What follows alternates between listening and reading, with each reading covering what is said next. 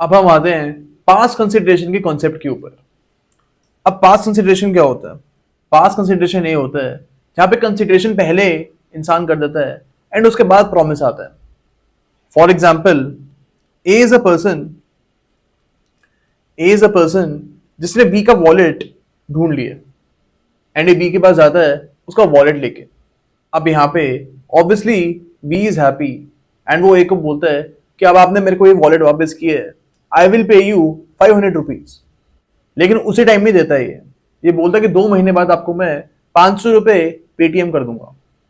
अब यहाँ पे जो कंसिडरेशन है ये पहले ही खत्म कर चुका है, यानी पहले ही वो वॉलेट बी को दे चुका है and without any expectation of reward इसने वॉलेट लाके बी को दे दिया। इसके बाद यहाँ पे बी का प्रॉमिस आ रहा है।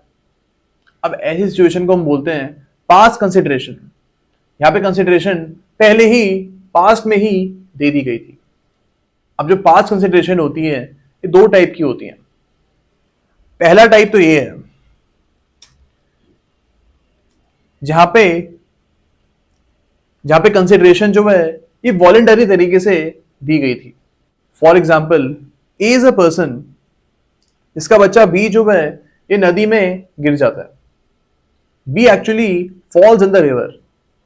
अब यहाँ पे सी जो है इस बच्चे को देख के नदी में कूद जाता है और इसको बचाने के लिए वो चले जाता है।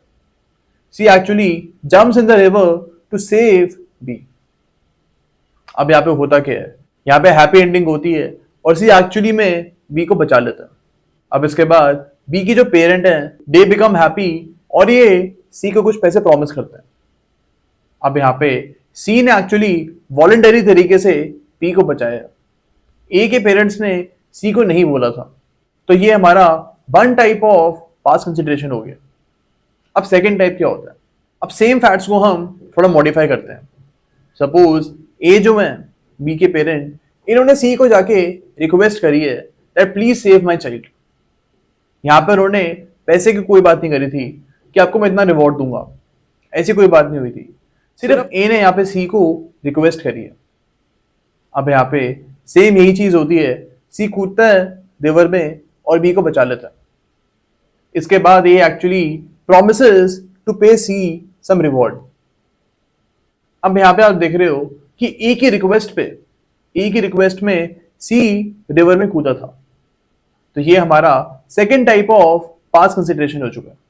तो ये 2 टाइप ऑफ पास्ट कंसिडरेशन जो है इनको आपको याद रखना है and you can actually see your notes once again.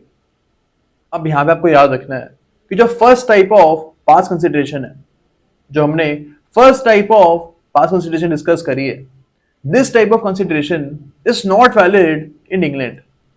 England में ये कंसिडरेशन वैलिड नहीं है। यहाँ पे अगर इसको पैसे नहीं मिलते हैं तो ये कोर्ट का अप्रोच नहीं कर सकता। लेकिन जो सेकेंड टाइप हमने डिस्कस की है जहां पे रिक्वेस्ट करी गई थी सी को, in this case we can say कि इंग्लैंड में भी और इंडिया में भी इस टाइप ऑफ पास्ट कंसिडरेशन को आप कोर्ट में जाके एनफोर्स करवा सकते हो। और इंडिया में आप देखोगे कि कॉन्ट्रैक्ट एक्ट के सेक्शन नंबर 25 क्लॉज 2 में इसको वैलिड माना गया। तो ये चीज आपको याद रखनी है कि फर्स्ट टाइप जो है वो इंग्लैंड में वैलिड नहीं है, सिर्फ इंडिया में ही वो वैलिड है। एंड सेकेंड टाइप जो है ये इंग्लैंड में भी वैलिड है और साथ में इंडिया में भी ये वैलिड माना जाएगा। इस लॉ पॉइंट के ऊपर हमारे सामने लैम्पले वर्सेस ब्रेथवेट का केस आता है।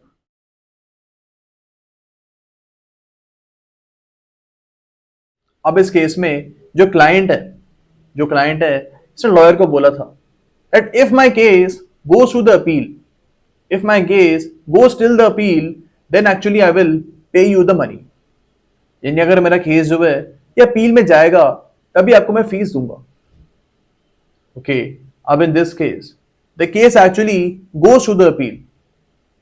अब यहाँ पे आप देख सकते हो कि लॉयर ने पास कंसिडरेशन कर दी थी, यानी केस वो पहले ही लड़ चुका था लेकिन अभी उसको पैसे नहीं मिले थे। अब in this case court held that this type of pass consideration is valid.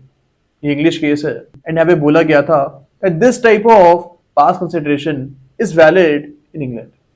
And यहाँ पे लॉयर को कंपनसेशन मिली थी and here lawyer was actually compensated.